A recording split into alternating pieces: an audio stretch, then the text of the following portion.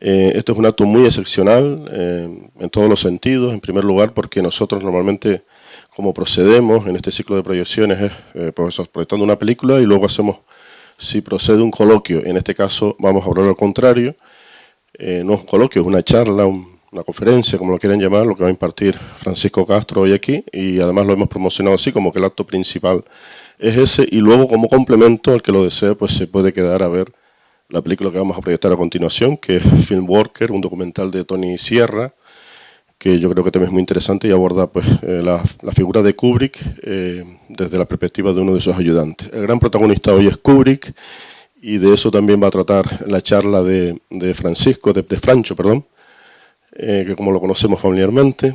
Va a tratar sobre todo, especialmente de su última película, de su película póstuma, de Eyes Wide Shut, pero lo va a hacer desde una perspectiva completamente diferente a la que estamos acostumbrados. Sobre Kubrick se han vertido ríos de tinta, se han hecho análisis, estudios, críticas, pero la perspectiva de Francho, ya verán, es completamente distinta, porque sobre todo lo saca de ese mundo endogámico en que a veces se convierte el cine, el mundo del cine que se remite a sí mismo. Él lo que hace es sacarlo de ahí y airearlo y verlo con unos ojos completamente distintos. A nosotros por lo menos nos conquistó en su momento cuando nos hizo la propuesta de esta charla y por eso es que está aquí. Nos ha costado Dios y ayuda a llegar aquí, pero bueno, aquí estamos y yo lo que espero es que la disfruten como lo hemos disfrutado nosotros y bueno, si después de la charla pues quieren hacer algunas preguntitas o demás, pues también estamos dispuestos a eso antes de la proyección de la película. Muchísimas gracias, Francho, bienvenido, todo tuyo. Gracias a ti, Marco, y gracias a Busqui y a Tenique Cultural por la oportunidad, por el espacio. Y buenas tardes a todos. Soy Francisco Castro, Francho, y sobre todo y ante todo quiero dar las gracias a Dios por esta oportunidad, ¿no? Para mí es una alegría muy grande porque ya tenía muchas ganas de hacer esto. Y estoy muy feliz porque este es el fruto un poco de mi talento, ¿no? O sea, lo que voy a mostrar ahora es uno de mis pasiones, de mis talentos, son pues esto, el comentario de texto, el análisis del texto audiovisual. Y este sería un poco mi proyecto de tesis, ¿no? No deja de ser todavía un proyecto, está todavía en estado de proyecto. La verdad es que no la he llevado a la academia porque yo soy licenciado en Bellas Artes y en Bellas Artes ellos piden tesis de cuadros, tesis de artes plásticas, de pintura, y este proyecto mío estaría más bien ubicado en historia del arte o entonces incluso en ¿cómo se llama? En Facultad de Ciencias de la Información, o ¿no? como análisis del texto audiovisual, o incluso pues, en filosofía en el departamento de estética. Por lo tanto, no he encontrado todavía a un profesor decidido a dirigirme. Y al final, digamos que he un poco abandonado la idea de ir por la academia, de llevarla por la academia. Por eso es una doble alegría poderla presentar al público, ¿no? Fuera de la academia, ¿no? Es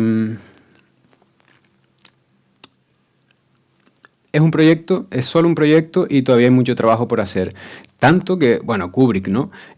Cuando yo empecé con esta idea, pensé que podía hacer toda una línea de investigación, ¿no? Una línea de investigación en que no trabaje solo una persona, sino varios, ¿no? Bueno, gracias a todos los amigos que han querido acompañarme esta tarde aquí, a todos los que he llamado y que han venido, a todos en general por venir. Y gracias muy especiales a mi esposa y a mi hija, que han querido también acompañarme. Y un saludo muy especial a los hermanos de mi iglesia, aquí presentes, que para mí es una honra muy grande tenerlos y es una delicia tenerlos aquí. Y nada, para empezar, quería empezar con una pregunta. ¿Quién no ha visto? ¿Quién no ha visto la película? ¿Pueden levantar la mano? Los que no hayan visto la película. 3, 4. Guay. Guay, porque bastante gente ha visto la película. Ojalá que los que no hayan visto la película, pues yo creo que así todo ellos también van a poder llevarse algo, ¿no? Y de los que la han visto, ¿quiénes la tienen fresca? Yo creo que sí. Vale. Yo voy a leer mi exposición porque la verdad es que no estoy muy hablado, no estoy muy acostumbrado a hablar en público y no quiero dejarme nada en el tintero y además a veces los nervios también traicionan, ¿no? Entonces voy a intentar leer de una forma pues, despacito y tranquilo y natural para que se entienda.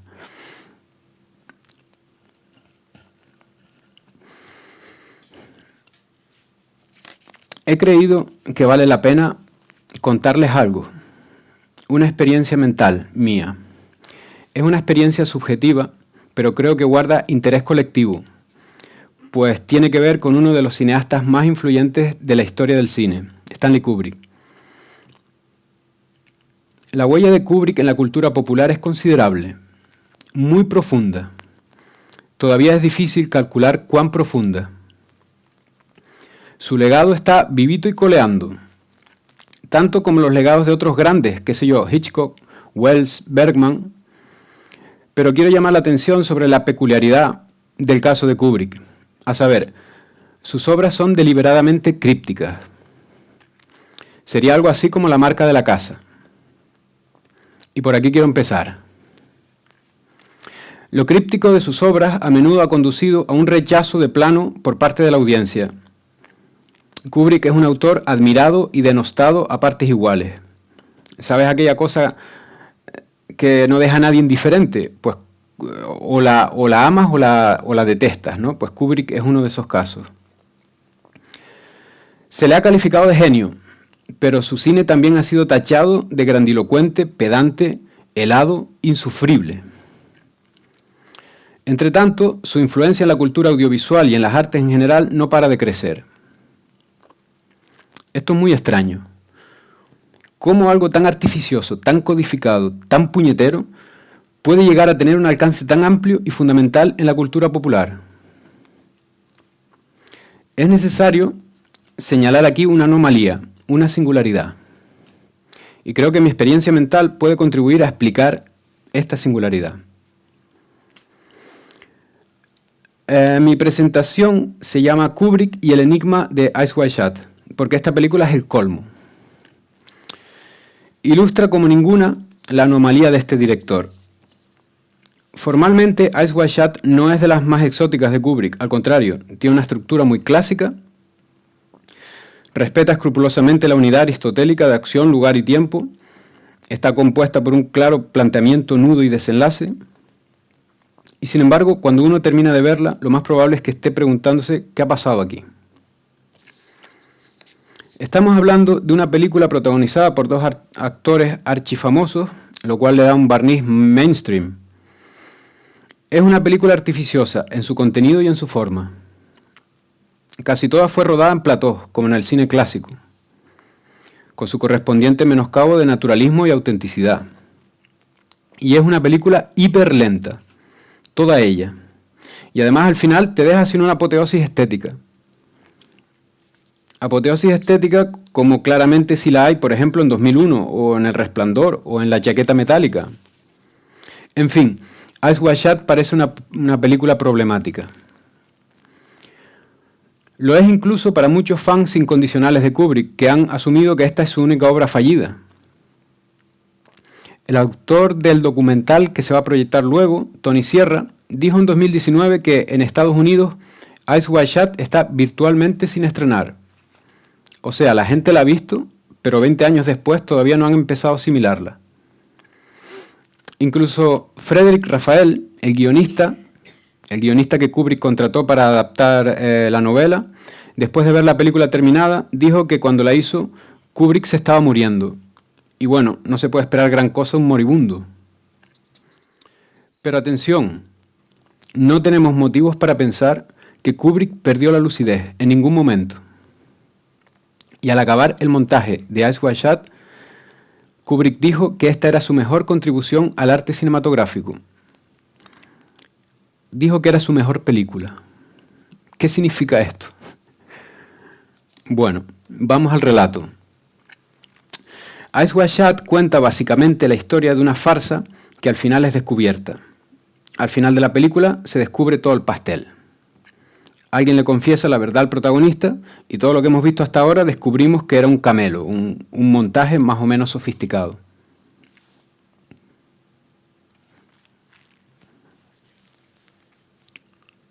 ¿Quién se acuerda de esta peli? De David Fincher, el director del Club de la Lucha y Seven. Muy noventera, muy noventera. The Game es la historia de un complot para darle un susto de muerte a un banquero de inversiones sin escrúpulos. El objetivo es provocarle un shock existencial para que deje de ser tan capullo. Al final se descubre todo el pastel y el protagonista, que ha sido víctima del montaje, al igual que los espectadores, reacciona y cambia de actitud.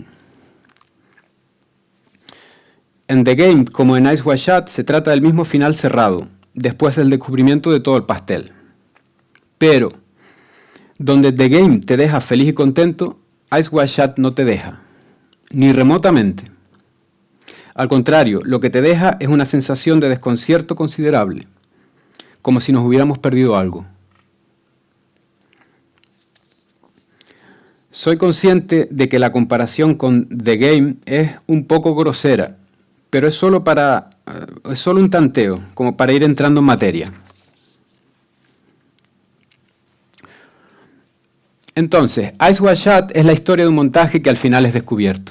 Pero este descubrimiento, lejos de satisfacer al espectador, lo deja profundamente desconcertado. Al menos esto es lo que se deduce de muchos testimonios de espectadores. Es como si la gran pregunta que mantiene la intriga a lo largo de 2 horas y media, al final es respondida, de forma inapelable. Pero en vano, porque la respuesta no solo no desvanece la intriga, sino que al contrario, parece que la atiza aún más. Y es una intriga tanto más perturbadora, tanto más urgente, cuanto que en la historia narrada todo está perfectamente claro y es caso cerrado. ¿Pero lo es? Por tanto, Eyes Wide Shut se nos aparece como un enigma doble. Primero, puesta al lado de otras películas de Kubrick, parece una obra dudosa, flojilla. Pero el director dijo que era su mejor película, y esto son palabras mayores. Segundo, la historia deja en el aire una pregunta indefinida, difícil de formular, algo así como, yo sé lo que he visto y lo que he oído, pero ¿qué pasó realmente? Bueno, hasta aquí he tratado de establecer que Eyes Wide Shut plantea un enigma, y un enigma doble. Muchos pueden no estar de acuerdo. Después de todo, el arte es subjetivo, y donde unos ven un enigma, otros pueden perfectamente opinar que no hay ningún misterio. Pero si han venido hasta aquí, déjenme que les siga contando. He presentado algunos datos objetivos y algunos testimonios. Ahora voy a referirme a mi propia experiencia subjetiva. Cuando vi Eyes Wide Shut la primera vez sería a principios de los 2000, en la pequeña pantalla. Me dejó una marca profunda. No se trata de erotismo. La crítica se cansó de repetir que el de Eyes Wide Shut es un erotismo fallido. Retrospectivamente yo diría que lo que me marcó fue su misticismo. Un misticismo sí de eros, un misticismo pagano, pero misticismo al fin y al cabo. En todo caso, la experiencia mental que quiero contarles no tiene que ver con mi primera impresión de la película, sino con mi segunda y última. Con la impresión que me produjo al verla muchos años después, concretamente en 2015. Y para hablarles de esto, primero necesito contextualizar. Necesito aportar mi testimonio personal de vida. Procedo de un hogar católico. Fui catequizado por mi propia madre y abuela e hice la primera comunión. Al hacerme adulto me acomodé en el agnosticismo, aunque en el fondo nunca dejé de temer a Dios. Como suele pasar, mi padre encarnaba mi arquetipo de Dios. Cuando tenía 34 años, en 2010, yo era un cabeza de familia apaleado. Estaba en Berlín, no por méritos propios. Yo y mi esposa habíamos fracasado con el restaurante que habíamos abierto, habíamos perdido un dineral y por esos días la madre de ella falleció repentinamente en Brasil. El duelo lacerante de mi esposa, mi tristeza por el fracaso empresarial, la conciencia de la fragilidad del cuerpo a raíz de una enfermedad muy seria, las discordias del padrastro, yo, con mis hijastros, y un sentimiento de agobio y naufragio. El caso es que acabamos frecuentando una congregación cristiana evangélica llamada Asamblea de Dios. Íbamos los viernes por la tarde al culto de libertación, un servicio consagrado a la purga de todas las tensiones acumuladas durante la semana. Enseguida nos hicimos también asiduos del culto dominical. Lo primero era la alabanza.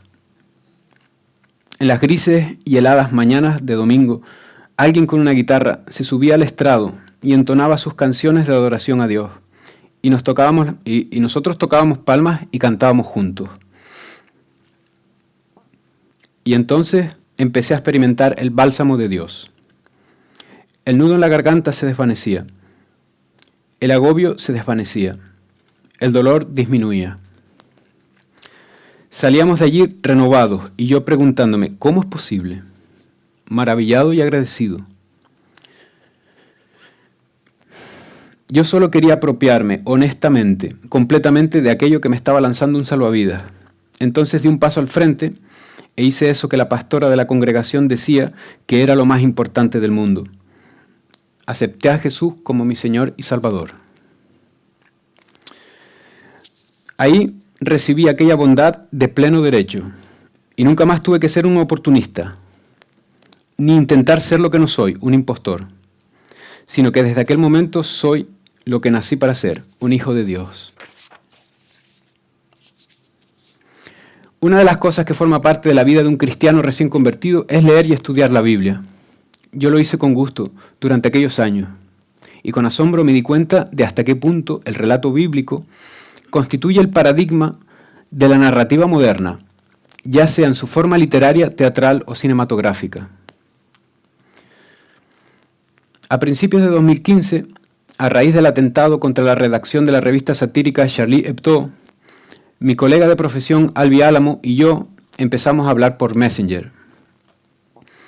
Cambiábamos impresiones acerca de la dimensión simbólica del brutal asesinato.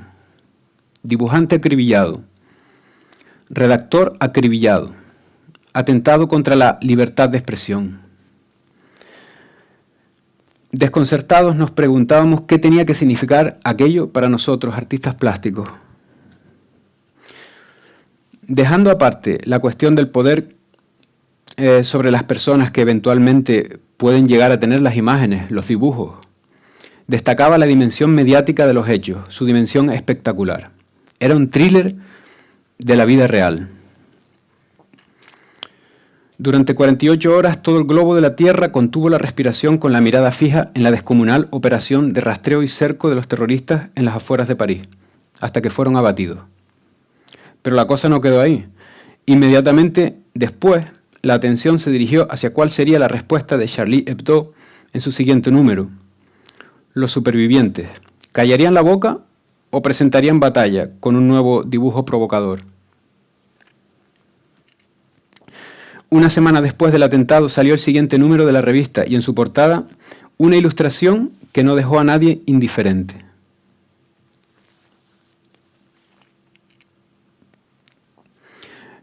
La opinión pública se polarizó. Por un lado, los que opinaban que la libertad de expresión es un valor absolutamente irrenunciable en sociedades laicas y democráticas. Por otro, los críticos con esta tesitura absolutista. La crispación alcanzó cotas considerables. Todos conteníamos la respiración a la expectativa de cuál sería la respuesta del mundo musulmán y sobre todo del fundamentalismo. Y efectivamente, el Islam en bloque criticó la nueva portada de Charlie Hebdo, calificándola de provocación ultrajante. Mientras tanto, los radicales quemaban por doquier iglesias y embajadas de Francia. Pérdida de vidas humanas también hubo que lamentar a raíz de este dibujo. Aquellos acontecimientos me producían una sensación de incredulidad muy curiosa. Todo era tan bizarro, tan ridículo y tan serio al mismo tiempo. Aquello no podía estar pasando. Era una sensación de irrealidad que de alguna forma me resultaba conocida. ¿Esto dónde lo había visto yo antes?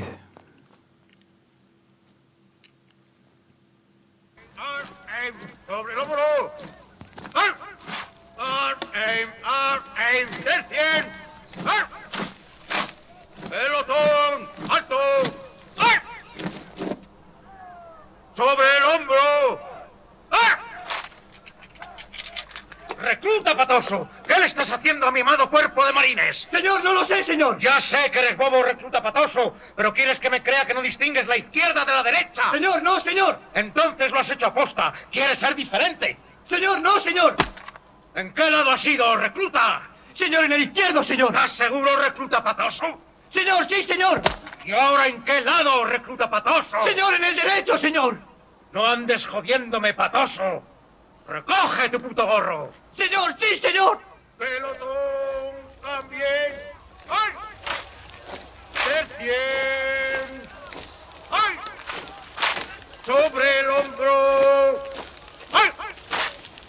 ¡Pelotón! ¡También! ¡Ay! ¡Atención! ¡También! ¡Ay! ¡Pelotón! ¡Atención!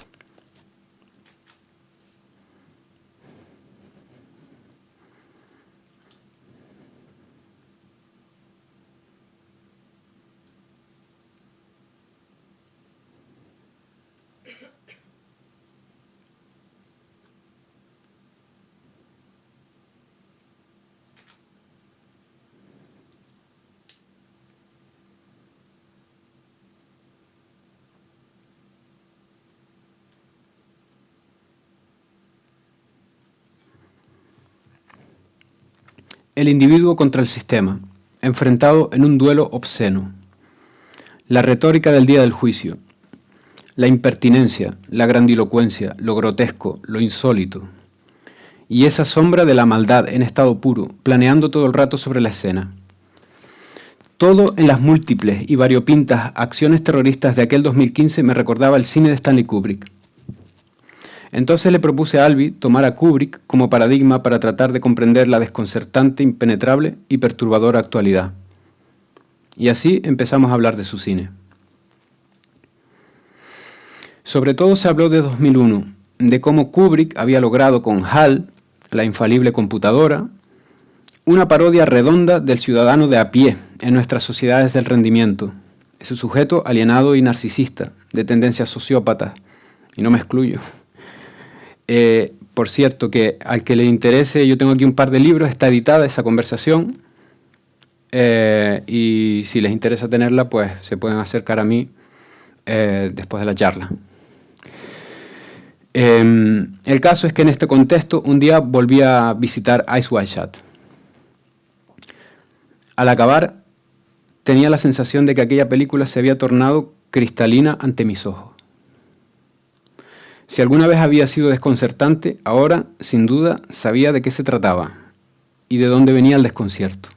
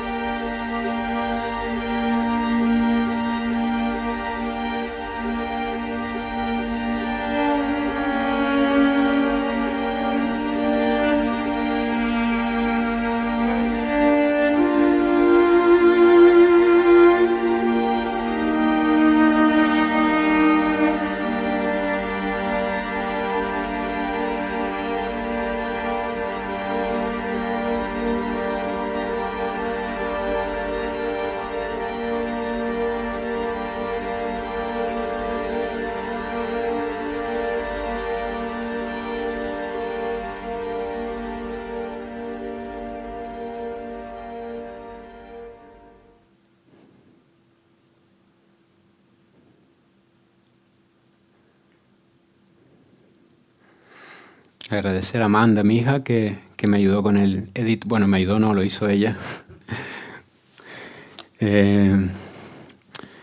La pieza que acabamos de escuchar, la pieza musical, fue compuesta especialmente para esta secuencia de la película. Es una pieza musical atravesada, como hemos podido escuchar, por una melancolía no muy amable, más bien espeluznante. En todo caso, se puede identificar en la música una nota apocalíptica. Y he aquí un ejemplo de la grandilocuencia y del hermetismo de Kubrick. Ese desacople, discreto pero efectivo, entre el fondo musical y la banalidad de la escena, una escena doméstica, produce un efecto como descifrado del texto audiovisual, como si nos estuviera diciendo, ojo, que lo que ves no es lo que parece, que detrás de esta vulgar discordia conyugal hay mucho más. El texto está sugiriendo que aquí no hay solo el descubrimiento por parte del marido de las pulsiones adúlteras de su esposa, sino que de alguna forma en ello hay larvada una calamidad universal.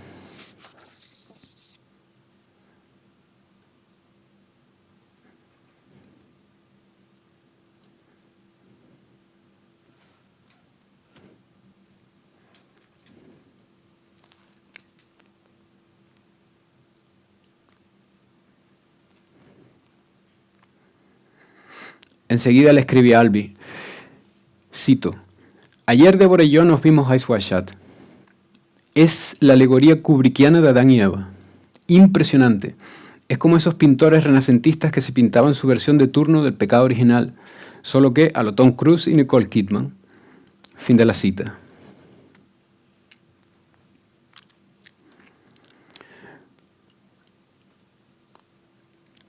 Empapado de la palabra, de las escrituras, como yo estaba, de la Biblia, nada más ver esta secuencia identifiqué el arquetipo en el que se basaba. En el texto audiovisual hay indicadores explícitos, como este, pero también hay referencias implícitas determinantes, como veremos a continuación.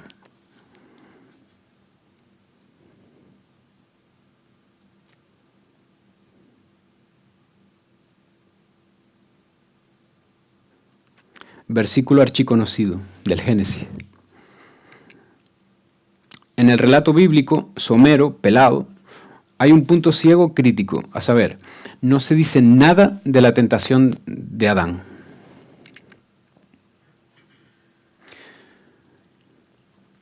Pero la serpiente era astuta, más que todos los animales del campo que Jehová Dios había hecho, la cual dijo a la mujer, ¿con que Dios os ha dicho, no comáis de todo árbol del huerto? Y la mujer respondió a la serpiente,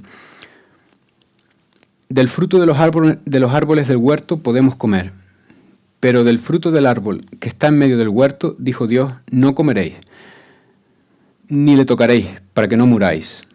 Entonces la serpiente dijo a la mujer, no moriréis, sino que sabe Dios que el día que comáis de él, serán abiertos vuestros ojos, y seréis como Dios, sabiendo el bien y el mal.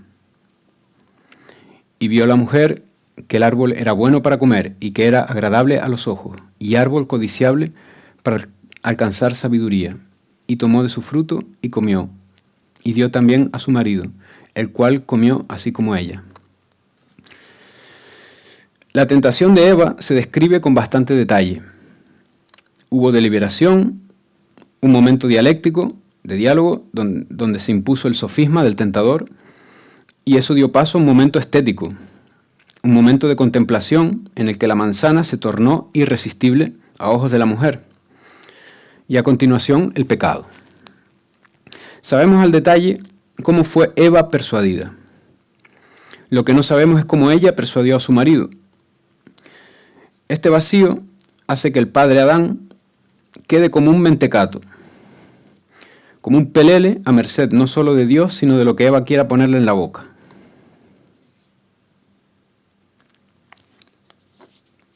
Esta secuencia me dio la clave. La manzana tiene forma de una confesión picante. La tentación de Adán se produjo por la vía de un ataque a su amor propio, una herida narcisista. Cuando Eva empezó a largar, Adán ya no tenía otra opción que escuchar atentamente, anonadado, estupefacto.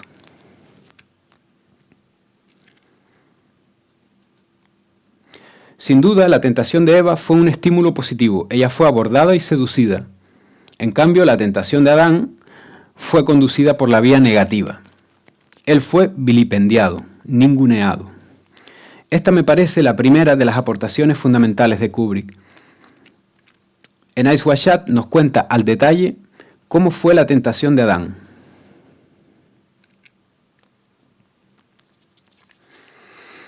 En este librito de aquí, Frédéric Raphael, el guionista de la peli, cuenta que en una ocasión Kubrick le habló de un tal Cash.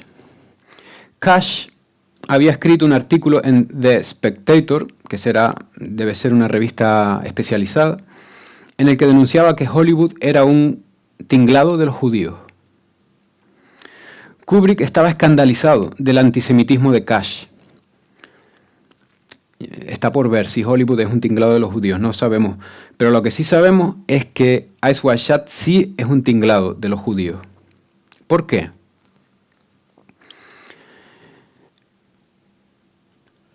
Eyes Wide Shut es la adaptación de Traumnovelle, una novelita de Arthur Schnitzler publicada en 1920. Arthur Schnitzler fue un médico vienés aficionado a la escritura y de origen judío. Schnitzler era conocido y admirado por Sigmund Freud, otro judío bastante más célebre. Tanto uno como otro estuvieron muy presentes en el trabajo de adaptación de Kubrick. Kubrick, otro judío. Y para rematar, Frédéric Raphael, el guionista al que Kubrick contrató para adaptar Traumnovelle, es también judío. Judío es el autor de la novela, judío el director de la película y el guionista. Como judío habrá sido probablemente el autor de los primeros capítulos del Génesis, donde se narra la historia de Adán y Eva. Ojo al dato.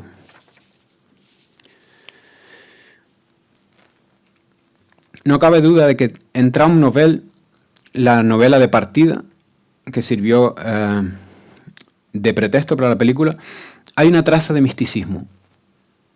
En Traumnovelle hay una traza de misticismo, pero es un misticismo como en estado embrionario. A ello contribuye su final abierto. Pues bien, Kubrick toma esta traza y la amplifica, hace de ella una nota dominante. la resonancia fundamental de su película. Pero Eyes Wide Shut contiene verdaderas novedades, cosas que no están en Traum Novel y que llevan la película totalmente a otro lugar. La introducen en un dominio teológico de altos vuelos. Después de ser atropellado por la confesión de Eva, el nuevo Adán de Kubrick, el Dr. Bill, deambula sin rumbo por Nueva York, fuera de su elemento, en la pintoresca noche. Bill no sabe lo que quiere, pero sabe lo que no quiere. No quiere volver a casa, al lado de su esposa Alice.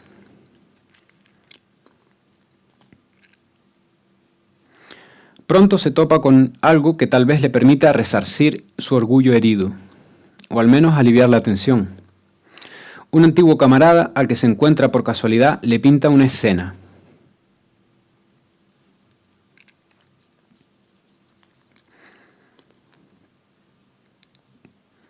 Algo así como el Jardín de las Delicias.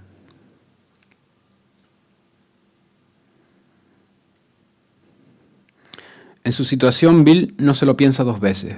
Necesita verlo con sus propios ojos. La elipsis escandalosa en el capítulo 3 del Génesis, el vacío de información del texto bíblico, da pie a Kubrick para armar toda esta fenomenología de la tentación de Adán. Porque la Biblia contiene el relato de la tentación de Eva, pero no de la de Adán. Kubrick quiere ver cómo fue la tentación de Adán, y Eyes Wide Shut es su observatorio. Bill se prepara para la fiesta, quiere ver sin falta y quizás interactuar con esas mujeres sobrenaturales de las que su camarada le habló. Así que alquila una cogulla de monje y una máscara imprescindibles para poder entrar. Cuando llega, se topa con un extraño ceremonial. En un círculo de consagración, una docena de chicas son consagradas por un sacerdote y enseguida son enviadas a los congregados.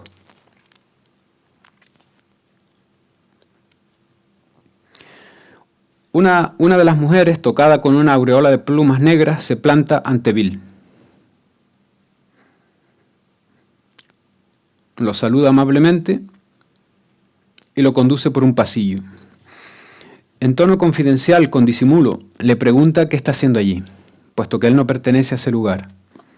Bill, muy seguro del anonimato que le brinda su disfraz, responde que lo confunde con otra persona, pero ella, cortante, le advierte de que debe marcharse enseguida. Algo en sus palabras persuade a Bill de que en el fondo se conocen. Entonces surge la gran pregunta: ¿quién eres? Pero en ese momento alguien aparece y se lleva a la chica. Bill se queda solo y aprovecha para dar una vuelta por el local. Unos fornican y otros miran.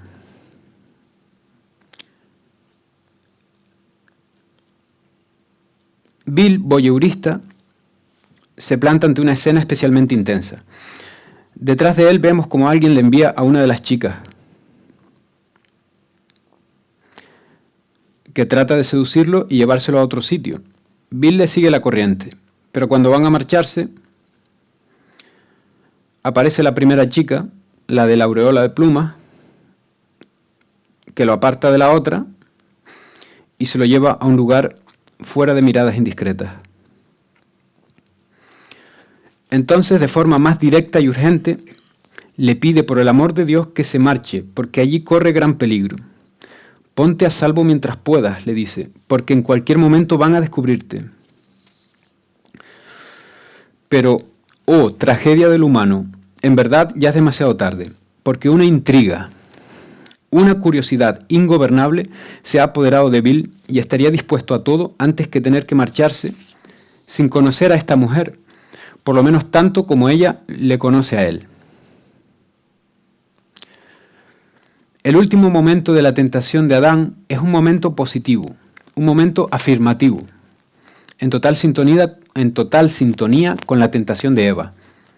Está marcado por la pulsión de descubrimiento que brota ingobernable en el protagonista, anhelo de constatación y conocimiento, anhelo de ciencia.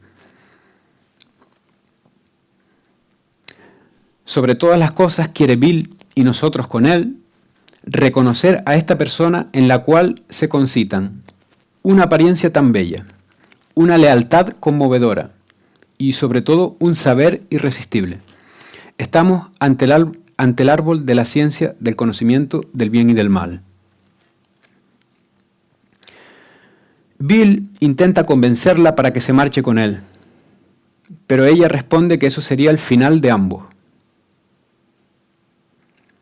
Entonces, arrastrado por la curiosidad, Bill echa mano a la máscara de la chica para descubrir quién es la persona que está debajo, pero ella se zafa y desaparece.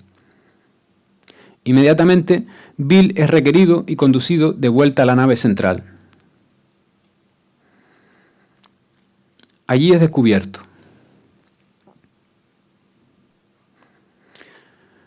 La caída de su máscara significa para Bill la liquidación, no solo de su dignidad, sino también de su integridad física. Le ordenan que se desnude y la angustia se pinta en su rostro.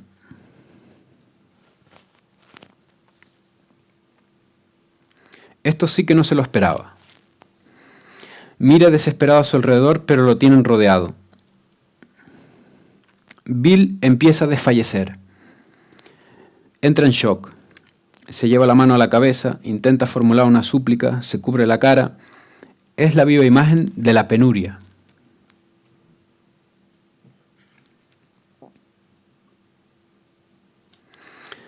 Este momento establece la identidad esencial y definitiva entre Eyes Wide Shut y el drama edénico, Adán y Eva.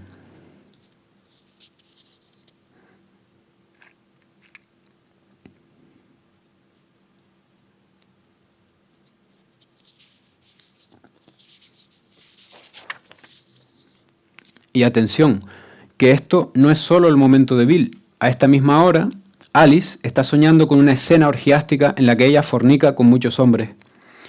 Poco después, cuando Bill llega a casa y la despierta, ella entra como en un estado de shock a causa de la repulsión y el agobio que le produce el recuerdo de lo que ha soñado. Bill y Alice están, por así decirlo, sincronizados en el trance. El de Alice es un trance de lascivia. El de Bill es un trance de penuria.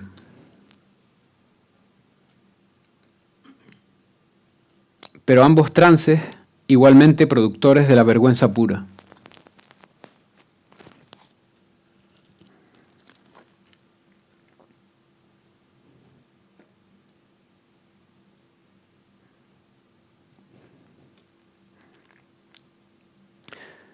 Pero centrémonos en el protagonista. El desamparo aterrador de Bill define con precisión el estado de ánimo del ser humano hostigado por el conocimiento de su desnudez, después de comer del fruto del árbol del conocimiento del bien y del mal. El protagonista Bill está desahuciado. El adversario lo tiene en la mano. Aún no está físicamente desnudo, pero sí virtualmente. El inquisidor amenaza con apoderarse de él y arrancarle la ropa, pero entonces una palabra resuena como un disparo. Stop. Allá arriba, como santificada, está la desconocida con su aureola negra de pluma.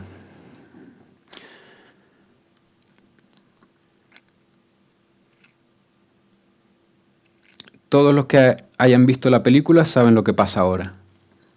Bill es redimido por esta señora.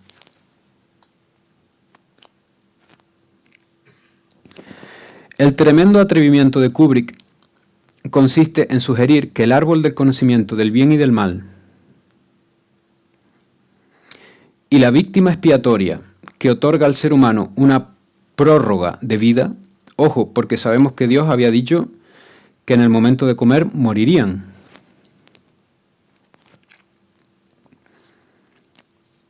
Pero Adán y Eva no murieron en ese momento.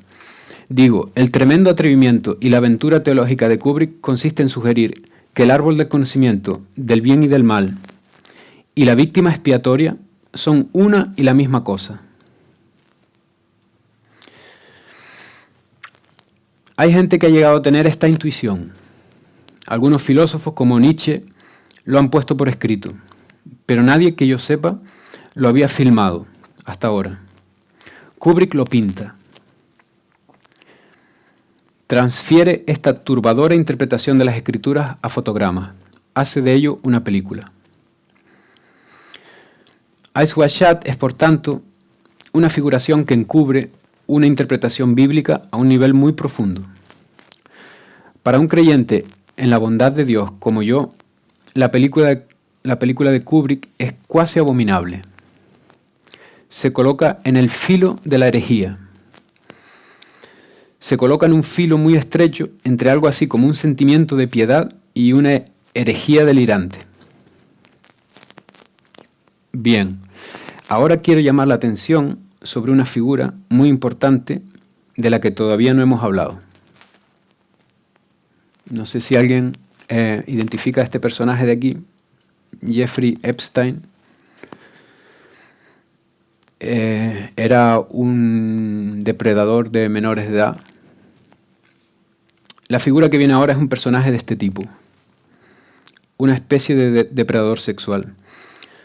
Tengo que decir que esta figura de la que vamos a tratar ahora no existe en el relato original de Arthur Schnitzler.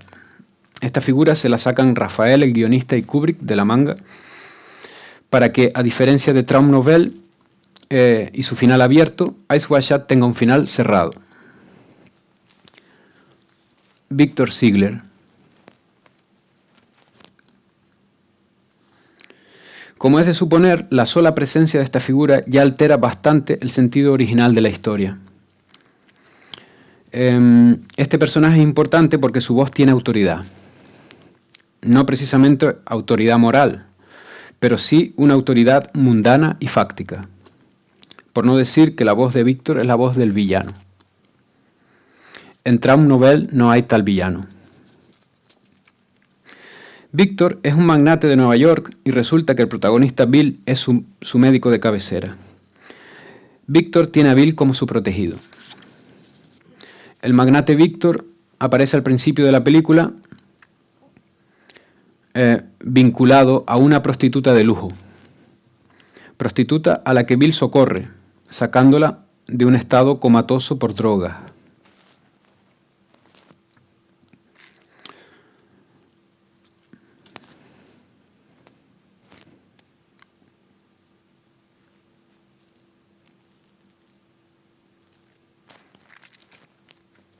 Al final de la película, Víctor reaparece para identificar a esta prostituta con la desconocida redentora de Bill. Así que ya el protagonista es capaz de ponerle un rostro y una identidad a su salvadora. Y también, de paso, de darle un sentido a su inexplicable aventura. Quid pro quo. Ella me salvó porque yo la salvé primero.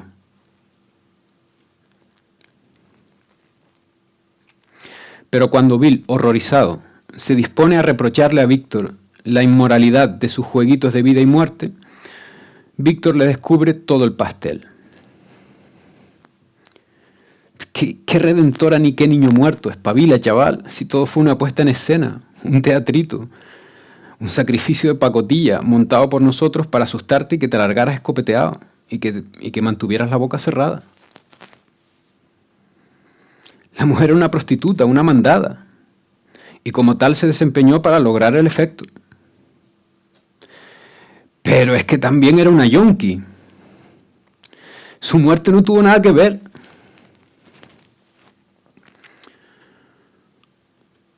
El azar quiso que la dosis que se metió esa noche fuera la dosis fatal. Macabra ironía del destino.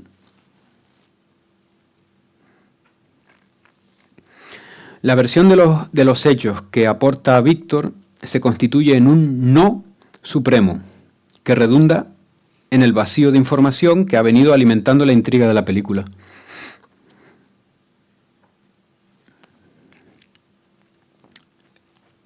Esto es una paradoja, porque la identidad de la redentora acaba de conocerse, pero solo para dar paso a un no mayor y más duro.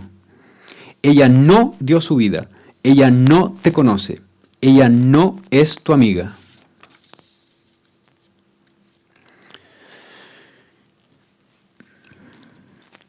Recapitulando, hemos visto que Kubrick desvela con indicadores literales, pero también con referencias implícitas, la escena que está en el fondo de Trump Novel, Adán y Eva.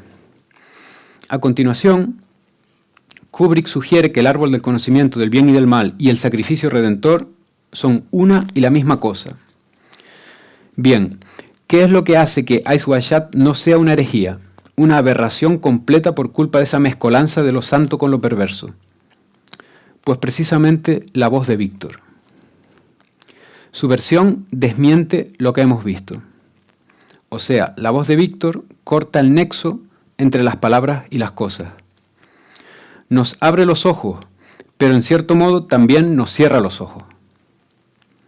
Al cortar el nexo entre la palabra y la imagen, la figura emerge en el recuerdo pura y santificada, desencadenada de palabras, libre de conceptos, libre de predicado, puro verbo.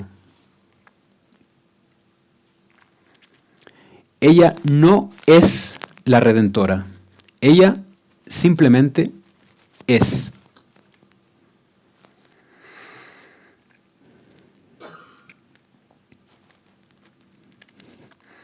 Como todo lo de Kubrick, este juego es demasiado artificioso, demasiado alambicado y complejo. Pero en el fondo hay un guiño a la piedad. Y en este caso no creo que sea una parodia. Creo que es un guiño sincero del poeta Kubrick.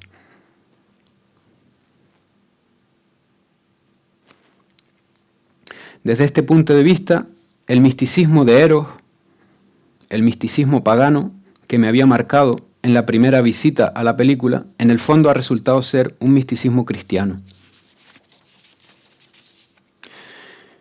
Y en fin, pues esta es la experiencia mental que quería contarles.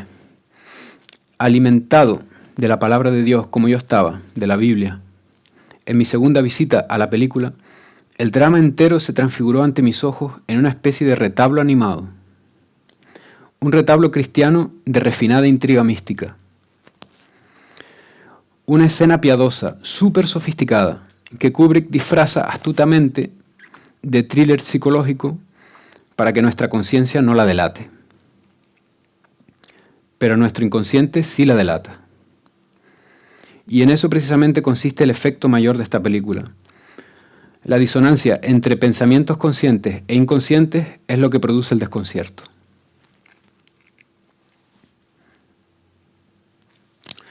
Eyes Wide Shut, el testamento cinematográfico de Stanley Kubrick, queda así adscrita a la tradición de la pintura de iconos piadosos.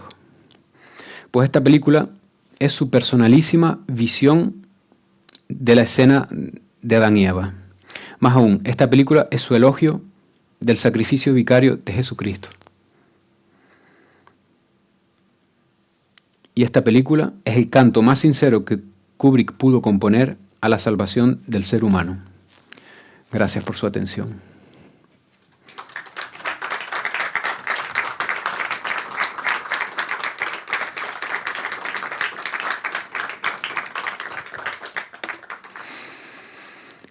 Bueno, y tenemos creo media horita o un cuarto de hora, no sé. Si quieren comentar alguna cosa o preguntar alguna cosa, espero poder decir algo. Yo espero que, como mínimo, a los que no hayan visto la película, pues les entre la curiosidad por verla inmediatamente, y a los que la hayan visto, pues la contemplen con otros ojos. Cuando menos eso, a partir de este análisis, para mí absolutamente inédito, que puede resultar incluso controvertido, no sé si tienen alguna cuestión que comentar y demás, pues encantados los escuchamos, si no, pues podemos pasar a la proyección del documental, como les decía, Film Worker, de Tony Sierra, que es una película, pues, como documental, es una película muy convencional, que además se ve muy rápido, y es la figura de Kubrick abordada por uno de sus ayudantes más fieles en los últimos años de su vida, en sus últimos rodajes, que es León Vitali, sobre el que además tenemos una anécdota, porque estuvo a punto de venir a Lanzarote un año que lo invitamos para la muestra, pero bueno, al final por temas de agenda esta gente nunca puede venir.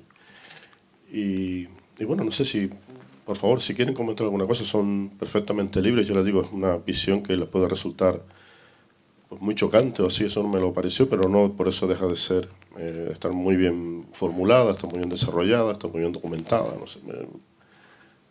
me parece admirable. Entonces, pues bueno, si tienen alguna cosa que comentar, pues este es su momento, por favor. Si no, pues no sé si quieres añadir algo más, Francho. No, así a bote pronto. Eso era todo. Carlos. Sí, Francho, yo quería preguntarte. Perdón. Sí, te puedo dejar. Francho, quería preguntarte, todas estas referencias bíblicas, que seguramente yo diría que no solo esta peli, ¿no? Sino que todos salimos un poco de ahí, ¿no? Toda la mayoría de las historias. Pero quería preguntarte, ¿esa es tu interpretación, tu investigación, o está basado, o Kubrick reconoció, digamos, todo este background, digamos, o parte de tu propia intuición, de tu propia investigación? Para nada. En absoluto no hay.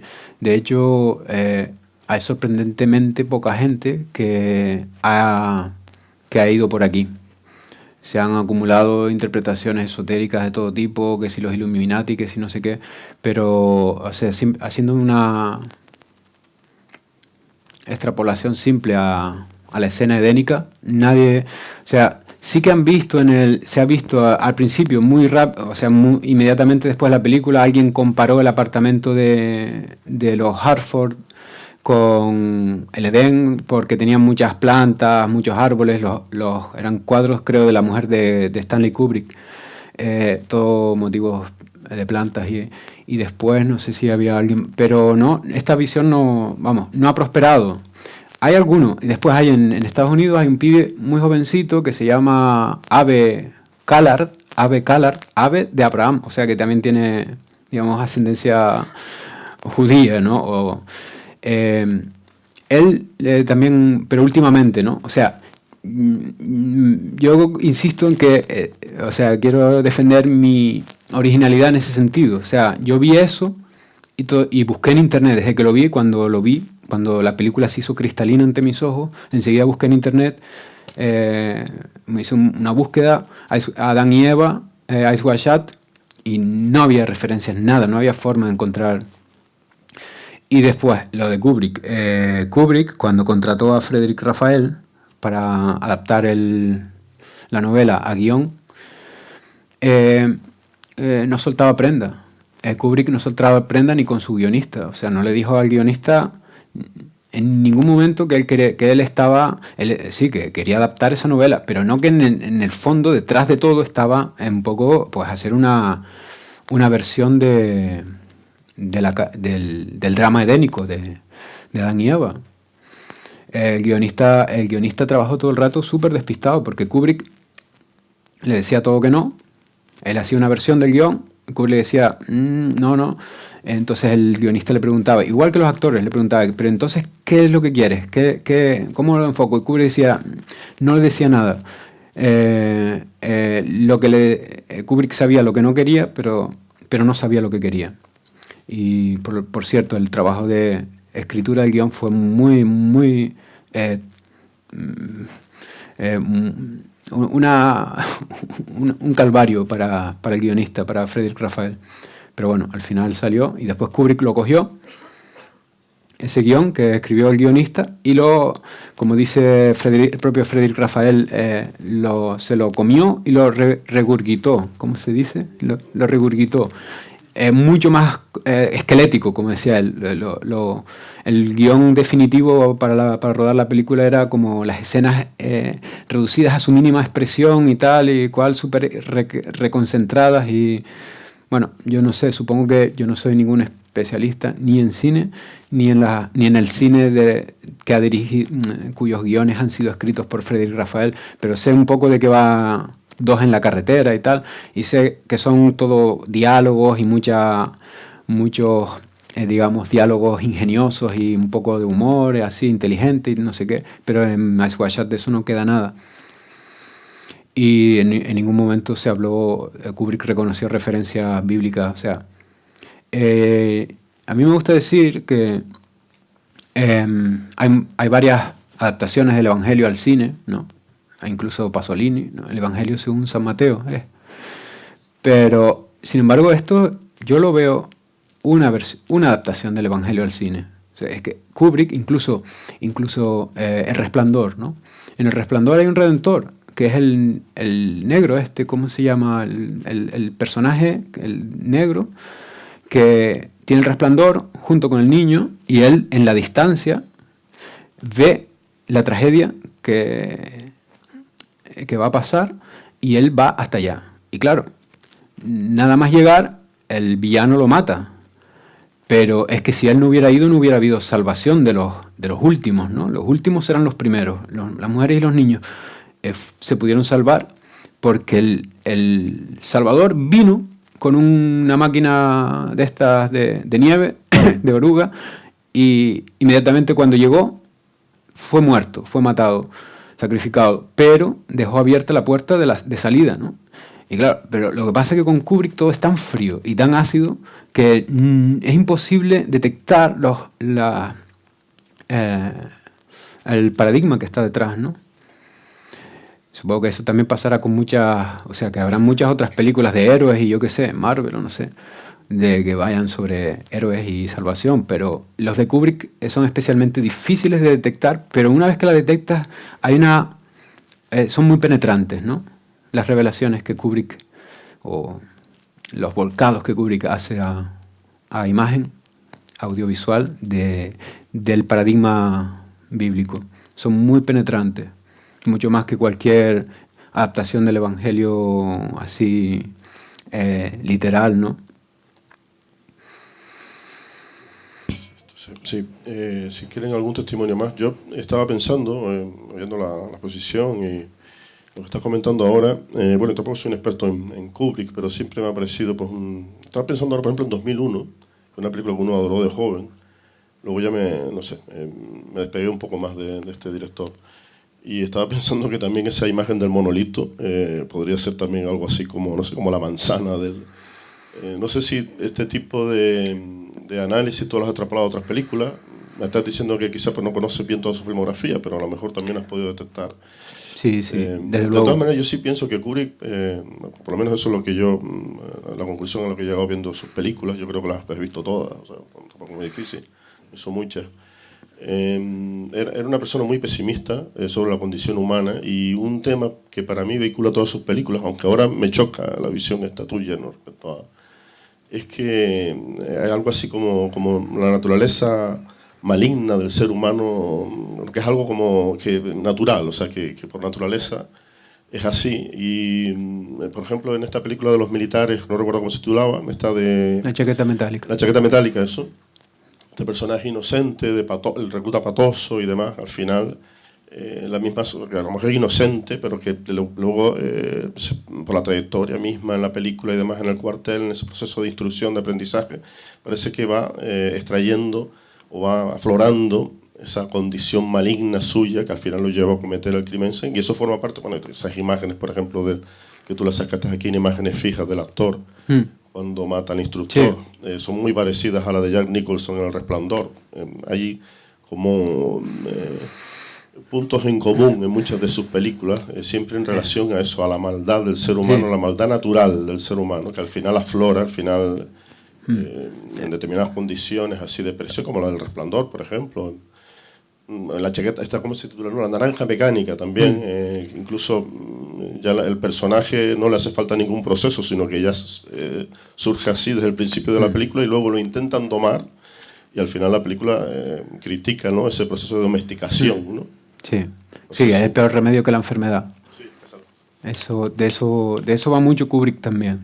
Pero yo creo que él está fascinado por la violencia, por la muerte violenta, como ya han dicho algunos críticos. Él está fascinado por el enigma que plantea.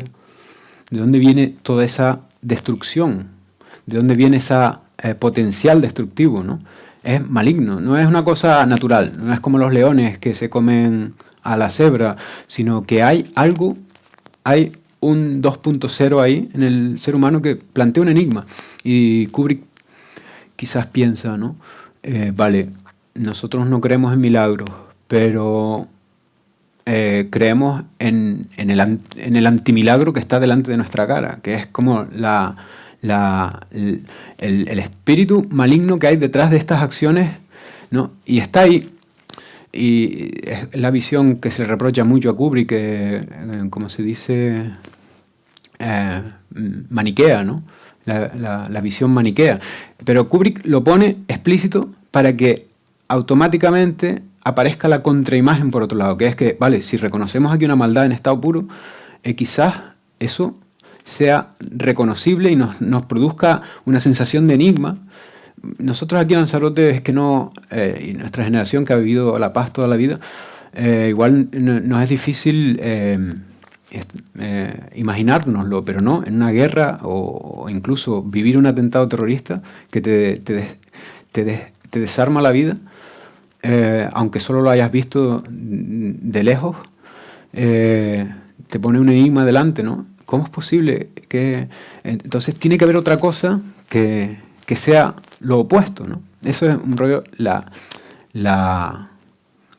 mentalidad maniquea esta que se le ha reprochado, pero no por tener mala prensa, el maniqueísmo significa que lo podemos abolir. Está ahí, la maldad está ahí, y el hecho de que esté ahí, que nosotros estéticamente podamos reconocer ahí una anomalía, una singularidad, hace que, por lógica o no, tengamos que deducir una puerta de salvación de eso, una vía de salvación, ¿no? De escape a esa maldad en estado puro. Pues no sé si quieren alguna intervención más. Sí. Hola. Hola. Bueno, primero gracias por la charla. Me sorprendió muchísimo la interpretación porque para mí Kubrick era como uno de los cineastas más ateos que hay. Entonces esta interpretación, yo voy a volver a ver la peli porque tampoco pensaba que la tenía más fresca de la que tengo. Y digo, por ejemplo, lo de ateo porque justo en la secuencia que mencionabas de la película de 2001, Odisea en el espacio, al inicio de todo, con el monolito ese que cae, justamente él utiliza una pieza musical de Strauss que se llama Así habló Zaratustra y es pues una burla, ¿no? A mí me parece una burla a las religiones. Cómo están todos los simios, de repente cae algo extraño y ya comenzamos a adorarlo y a buscar una explicación que dé a todo eso. Y ahí es cuando inicia la canción de Así habló Zaratustra, que es justo el final de la novela o ensayo de Nietzsche, ¿no? Que es Zaratustra, que desde el inicio baja del monte diciendo Dios ha muerto y vosotros lo habéis matado, trata de hablar con el resto de la gente para que se dé cuenta, digamos, de esto, de lo que supone la muerte de Dios, pero al final acaba viendo cómo realmente la humanidad sigue envuelta en esta idea de Dios, ¿no? Como sería en este monolito. Y aquí, por ejemplo, la interpretación, que yo no sé lo de las citas estas bíblicas, de dónde, que esa es un poco mi pregunta, de dónde las sacas, si hay algún referente como semiótico que se pueda leer o algo así, que yo volveré a ver la peli, por supuesto, y estoy abierta a todo. Pero a mí me llama la atención, porque yo además también me leí la novela, y para mí la película sobre todo es una frustración sexual, porque efectivamente Kubrick está súper influenciado por todo el psicologismo, el conductismo y Freud, y para mí es una frustración sexual de una pareja que no logra llegar pues a la satisfacción sexual, básicamente, perdón por ser redundante, y al final, bueno, no sé en qué parte de la película, le confiesa que ha sido infiel, igual que en el libro, que así es como inicia la novela, y él entonces es cuando empieza, digamos, esta epopeya erótica que nunca llega a nada, que es como una fantasía que es imposible, él no puede estar al nivel de ella, no puede culminar esa satisfacción. Y al final la película, bueno, spoiler total, ¿no? Pero ella, para terminar la peli, acaba diciendo, bueno, follamos entonces. Y ahí se acaba la peli como diciendo, es que el mundo de la fantasía no está, en la sexualidad no está en el mundo de fantasía, está aquí. Y yo, para mí, es esa la interpretación que hago de la película, como mucho más terrenal, muy atea en este sentido. Pero vaya, que me ha gustado mucho. O sea, que yo es para simplemente mostrar dos opiniones que en principio son muy contradictorias entre sí, pero que claro. a mí me parece muy enriquecedor, ¿eh? Sí. Gracias. Es que Sí, yo, como he dicho y he insistido en eso, yo veo a Eyes Wide Shut una obra mística, ¿no? O sea, de teología negativa. La mística se basa en la negación. Dios no se puede definir, Dios es infinito, y entonces solo podemos, digamos, o sea, somos más exactos si negamos que si afirmamos, porque todo lo que afirmemos va a ser ingenuo, ¿no? Entonces, como los místicos, ¿no? Dios no es el río, Dios no es el monte, Dios no es las flores, porque Dios es las flores, pero es más, ¿no? Entonces, acabamos antes si lo negamos, y en todo caso va a ser una serie de negaciones infinitas, ¿no? Entonces Kubrick lo que hace es, claro, aparentemente, ¿no? La película te niega, y es todo el rato, hay una negación de la experiencia, se le niega la experiencia tanto a ella, porque solo lo imaginó, pero como a él, ¿no? Se les niega la experiencia, pero sin embargo los efectos, porque en la mente de él está realizada el adulterio de ella, ¿no? En la fantasía de él ya se realizó. Y esa es una de las características mayores de Kubrick, es su ambivalencia, ¿no? La ambivalencia, o sea, lo que se dice tiene un significado literal, pero tiene también un significado latente, y eso es lo que alimenta la fantasía de él. O sea, en la fantasía de él, ella consumó y eso también es parte de Kubrick cifra el texto audiovisual de forma que lo que ella dice, en el fondo, detrás, es mucho más grave. Y eso es lo que yo intenté un poco demostrar o enseñar o plasmar con ese edit, en donde la música está como, digamos, desproporcionada, ¿no? La melancolía de la música es mucho mayor que lo que una discordia particular de marido y mujer, por frustraciones o por lo que sea. Pero la música, a mí me impresionó mucho esa pieza musical. Es una pieza que, bueno, me gusta mucho, pero siempre la escuchaba de fondo. Al final, cuando ella estaba terminando su testimonio, se oían los acordes. Entonces la busqué y resultó que era esta música, y la veo realmente como eso, demasiado inquietante para lo que se está mostrando. Entonces sugiere pues eso. Hay un filósofo ahora jovencito que se llama Ernesto Castro, un tocayo, el hijo de Fernando Castro Flores, que habla de disonancia audiovisual, ¿no? Hay una serie que se llama Midnight Gospel, Evangelio de Medianoche, que yo no lo he visto, pero él habla, sí he visto una conferencia de Ernesto Castro donde habla de la disonancia audiovisual, que es el desacople entre el audio y la imagen, ¿no? Y eso produce un cifrado, y claro, todo eso Kubrick, por ejemplo, lo modula muy bien, ¿no? Pero lo desacopla, pero después lo atempera, ¿no? Pues con sus dotes de poéticas, ¿no? Para que la cosa esté dentro de unos parámetros y que no sea un total delirio, ¿no? Sino llevar el suspense de Kubrick por unos canales. Y claro, yo entiendo perfectamente que Kubrick pase por ser un cineasta ateo, ¿no? De hecho, Nietzsche también pasa por ser un ateo, y sin embargo se sabía la Biblia al dedillo. Sí, agnóstico. Sin embargo, Nietzsche nació en un hogar cristiano. El padre era pastor, solo que murió con 5 años. Y el caso de Nietzsche me parte el corazón, quiere decir, siempre, incluso cuando hablo con mi esposa de Nietzsche, me vienen las lágrimas a los ojos, porque él tenía mucho desconsuelo, se nota, ¿no?, de haber perdido a su padre. Entonces hay una rebelión de fondo latente en toda su obra, y Nietzsche es absolutamente brillante, tiene una retórica, ¿no?, que es arrolladora, pero hay de fondo algo biográfico en Nietzsche, y es la falta de padre. Entonces el ateísmo de Nietzsche es un ateísmo a lo mejor en cierto modo también de boquilla, ¿no? Es una rebelión que hay, ¿no?, De todas formas, yo no soy especialista en Nietzsche. Estoy hablando solo así como de oídas. He oído alguna cosa, pero no quiero decir nada de Nietzsche. Que prefiero hablar de Kubrick, que me lo sé un poquito más. Y así todo está fuera de control, totalmente. Totalmente. Tenía miedo incluso de la ronda de preguntas porque me pueden poner en un aprieto. Porque mismo en teología, yo de teología no sé mucho, ¿no? Yo solo sé un poco de haber leído la Biblia 1 o 2 veces.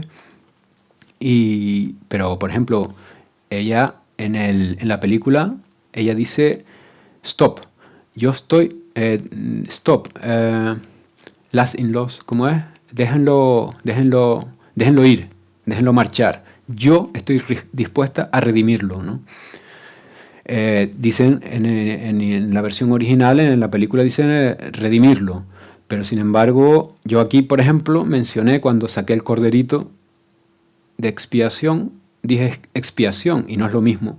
Redención es una cosa, comprar de vuelta a la libertad, o sea, algo que está confiscado porque alguien se endeudó, es rescatarlo del monte de piedad, o cómo se llama ese sitio donde se empeñan las cosas, volverlas a sacar a su condición libre, a su condición liberada. Eso es redimir. Y expiar es cubrir. Algo que está sucio o manchado es cubrirlo con otra cosa, ¿no?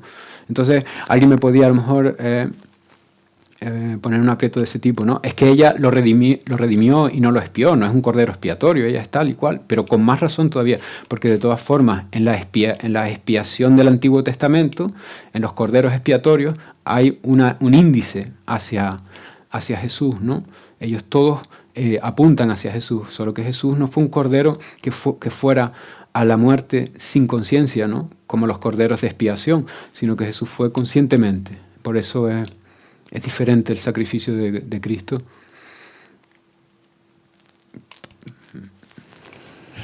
Es que yo recuerdo lo último que dice Nicole Kidman en la película es Let's Go Fuck, ¿no? Me parece, no recuerdo mal, ¿no?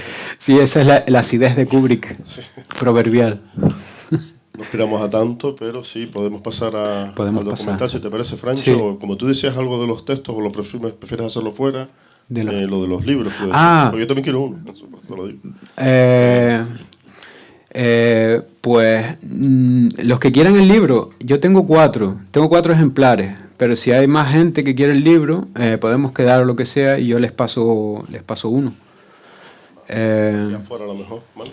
Pues lo hacemos después entonces, sí. Para no se olviden. Vale, bueno, no, sí, quería comentar algo, casi, perdón, mira, casi, solo la bocina. Francho, quería felicitarte porque el análisis que has hecho ha sido muy excelente, muy bueno para mí, porque ha sucedido lo que tú expusiste. Cuando hablabas sobre Génesis y cuando ellos comieron el fruto, sus ojos fueron abiertos. Sí. Y pues yo creo que así como sucedió, ha pasado conmigo. Ya pude entender de otro punto de vista la película. ¿Tú la viste? Sí, tenía recuerdos muy... hace tiempo, sí, vale. Hace mucho tiempo. Okay, wow. Y no me acordaba, pero ahora me acordé de la película y claro, es algo muy distinto a lo que una vez pensé. Claro. Te felicito. Porque la vi 2 veces, una vez la vi desde el mundo y la segunda vez la vi convertido y claro, pues qué bueno, gracias a Dios. Gloria a Dios. Pues adelante. Bueno, gracias a usted. Bien, pasemos un receso si les parece.